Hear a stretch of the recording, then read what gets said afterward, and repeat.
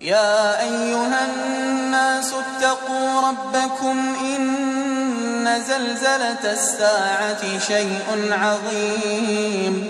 يوم ترونها تذهل كل مرضعة عما أرضعت وتضع كل ذات حمل حملها وترى الناس سكارى وما هم بسكارى ولكن عذاب الله شديد. ومن الناس من يجادل في الله بغير علم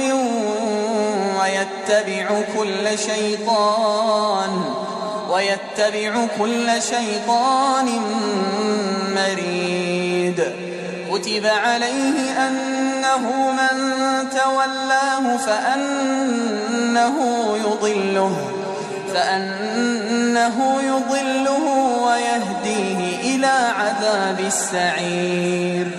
يا أيها الناس إن كنتم في ريب من البعث فإنا خلقناكم من تراب ثم من نطفة ثم من علقة ثم من مضغة مخلقة